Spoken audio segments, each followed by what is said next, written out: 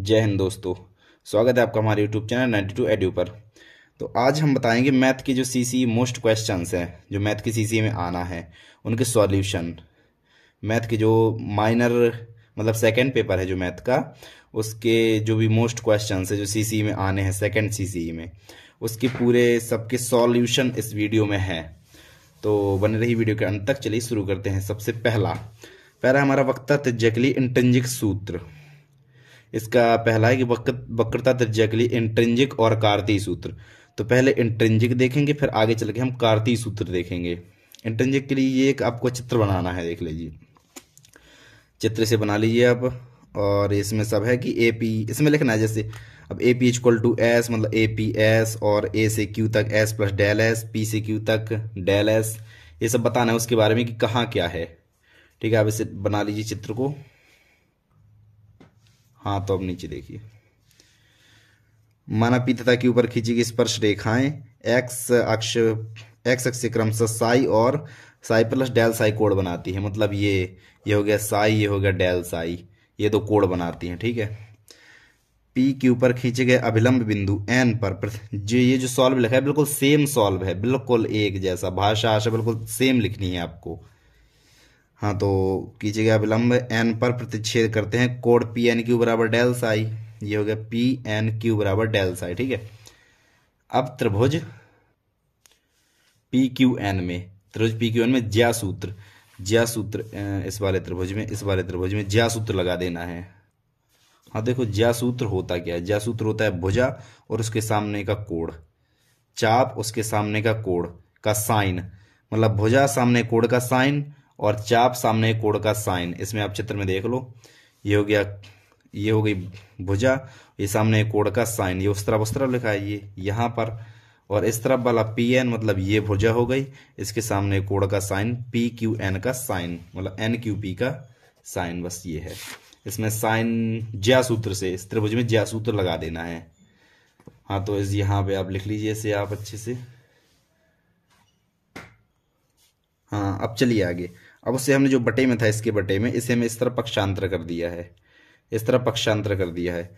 यहाँ पर हमने डेल एस का ऊपर नीचे गुणा किया है और डेल साई के ऊपर नीचे गुणा किया है। डेल एस के ऊपर नीचे और डेल साई के ऊपर नीचे। बाकी अगर इन दोनों को काट देंगे तो सेम पी क्यू का ये ऊपर मतलब वक्र है एक, पी क्यू ऊपर ये ऐसे घुमावदार लगा है, मतलब पी क्यू एक वक्र है, चाप है पी क्यू एक। और बटे में साइन सही वही सेम आ जाएगा। अगर इन दोनों को ऐसे चारों को काट देंगे और पूरा सेम आ जाएगा। अब जब हमने माना कि जब क्यू पी की ओर और एन सी की ओर अग्रसर हो, मतलब देखो इसमें देखो क्यू है हमारा पी की ओर इस तरफ आए, क्यू पी की ओर अग्रसर हो और एन हमारा सी की ओर अग्रसर हो, मतलब ये वाला ये जो है ये ऐसे आ जाए, ये हमने माना। तो फिर इसकी लिमिट रो, माना वक्रता त्रिज्या रो है, वक्रता त्रिज्या को हम रो से प्रदर्शित करते हैं। 7 अध्याय का ये है ये वाला सवाल। अब rho equal to limit Q tends to P P N, Q से पी की लिमिट लगा देंगे, मतलब क्यू पी की ओर अग्रसर है, क्योंकि क्यू से पी की लिमिट और पी एन। अब पी एन का जो भी मान है हमारे पास ऊपर यहाँ पर ये मान, ये हम यहाँ पर पी एन की जगह यहाँ पर रख देंगे। तो पहले आप अभी यहाँ तक लिख लीजिए।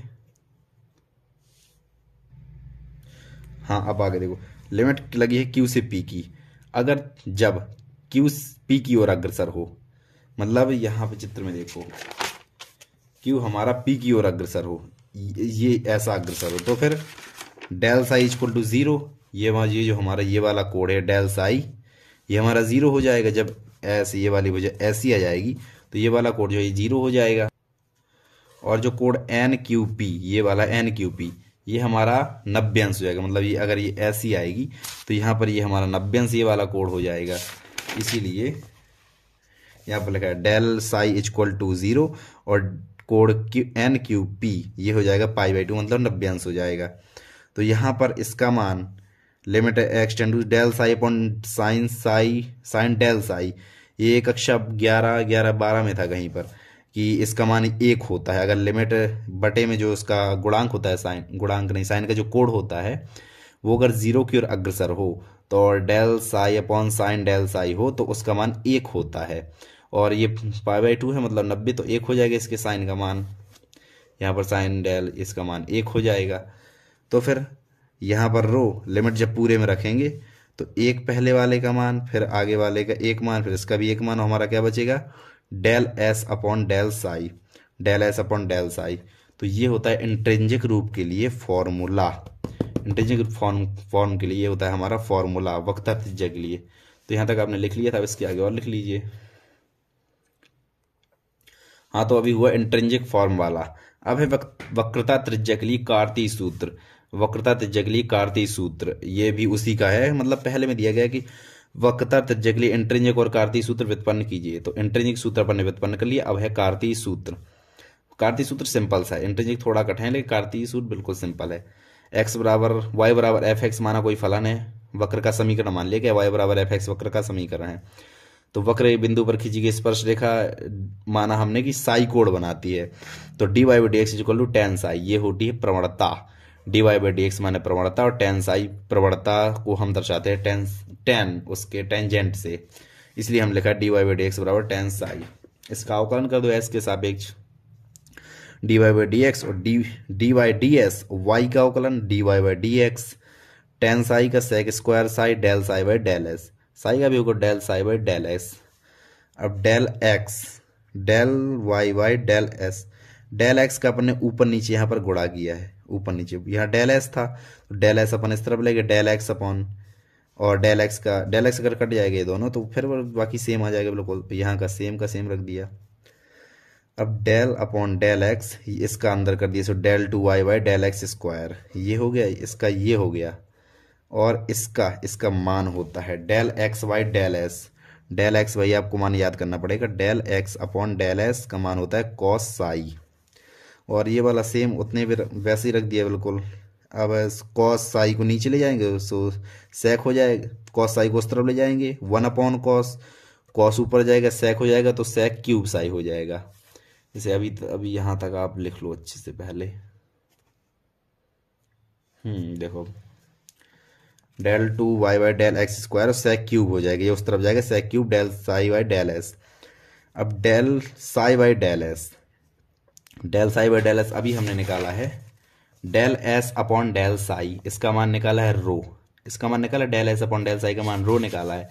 तो डेल यहाँ पर है del psi by del S, मतलब एक सेकंड, यहाँ पर डी का मान निकाला अपन ने, हाँ ये D S upon D psi, del था, डेल का यहाँ पर डी, जब अपन ने लिमिट लगाई तो यहाँ पर हमारा डी हो गया, D S upon D Sai. ये लिमिट जब लगा दी है अपन ने क्यू से पी की तो यहाँ पर डी हो जाएगा, ठीक है। हाँ, तो अब आगे देखो, इसे अपन ने पक्षांतर कर लिया, D psi by D S कर लिया, इसे बटे में पक्षांतर कर लिया, इस तरह वैसे आ गया। अब हमने निकाला है D S upon D Sai का मान, तो इसे D S upon D Sai के रूप में लिख लो, तो कुछ ऐसा हो जाएगा, सेक क्यूब ऊपर पहुंच जाएगा, ये बटे में आ जाएगा, इसका मान होता है रो, अभी अभी हमने पीछे निकाला, इसका मान रो होता है। और इसे हमने ऊपर इसे स्क्वायर लगा के 3/2 का गुणा कर दिया, अगर इसे हम सॉल्व करते हैं 2 से 2 कट जाएगा, सेक क्यूब साई सेम बिल्कुल आ जाएगा, बटे का अपन ने सेम किया है। इसे हमने इसलिए किया है क्योंकि जब हम 1 + tan स्क्वायर साई का सूत्र लिखा है, इसमें हमें लगाना है 1 + tan स्क्वायर साई का सूत्र, और 3/2 सेम है, 1 + tan स्क्वायर साई 1 प्लस, और tan साई यहाँ पर गया हमारा ऊपर, tan साई बराबर D Y by D X, तो हम यहाँ पर रख देंगे tan साई का मान D Y by D X का होल स्क्वायर 1 प्लस और power 3/2 D two Y by D X square. ये भी आना है उसमें सी में, तो इसे भी आप बढ़िया लिख लीजिए, देखिए नीचे से लिख लीजिए इसे भी आप अच्छे से। अब बढ़ते हैं अगले सवाल की ओर। अब ये हमारा दूसरा क्वेश्चन है कि R upon rho equal to sine phi 1 + D phi by D theta, इसे प्रूफ करना है हमें। तो देखिए, इसे प्रूफ करने के लिए सबसे पहले psi equal to phi plus theta, ये एक होता है, ये सब पीछे वाली चीज़ें हैं, इसी अध्याय में है पीछे में, लेकिन जो मोस्ट है जो आना है सीसी में, अभी यहाँ वो बस बता रहा हूँ। तो psi equal to phi plus theta ये होता है, ठीक है, इसे याद कर लो, बस ये होता है। इसका थीटा के सापेक्ष अवकलन कर दिया, del D psi Y D theta, और थीटा का अपन ने पहले कर दिया, तो 1 + D phi by D theta, देख लो, ठीक है, सेम। अब साइन फाई का हमने गुणा किया दोनों तरफ, साइन फाई का गुणा किया, साइन फाई का मान होता है आर डी थीटा अपॉन, नहीं, एक सेकंड, हाँ, साइन फाई का मान होता है, is equal to R D theta upon D S, ये होता है साइन फाई का मान। इसलिए हमने साइन फाई, ये सब पीछे वाली चीज़ें जो जैसे ये है ऐसे ये है पीछे वाली, इसका मान साइन फाई का मान इतना होता है। डी थीटा से डी थी कट गया, D psi by D S आया, D psi by D S, R बचा sine phi 1 plus D phi by D theta R, और D psi by D S हमने क्या देखा अभी हमने देखा है जो पीछे होता है D psi by D S, वो होता है 1 upon rho, D psi by D S 1 upon rho. इसलिए हमने यहाँ पर लिखा है ये D psi by D x की जगह 1, डी एस की जगह 1 अपॉन रो, तो आर अपॉन रो, ये हमारा प्रूफ हो गया। इसको सिंपल वैसे लिख दिया। देख लो ये बड़ी ये छोटा सा है और ये भी बहुत ही ज़्यादा मोस्ट है, इसे भी आना ही है, तो इसे भी आप लिख लो अच्छे से। हाँ, तो ये है अब हमारा चौथा क्वेश्चन। ये बहुत नति परिवर्तन निकालना है, नति परिवर्तन बिंदु निकालना है, जो कि बहुत सिंपल होते हैं। ये वाले सवाल बहुत सिंपल होते हैं। सिर्फ इनमें जो भी फंक्शन दिया होता है उसका पहला अवकलन, दूसरा अवकलन, तीसरा अवकलन, मतलब D Y by D X, D two Y by D X square और D three Y by D X cube निकालना है। इसमें हमें सबसे पहले ये तीनों चीज़ें तो निकाल रही हैं हमें। अब नति परिवर्तन बिंदु निकालना है तो D two Y by D X square का मान हमें 0 रखना पड़ेगा।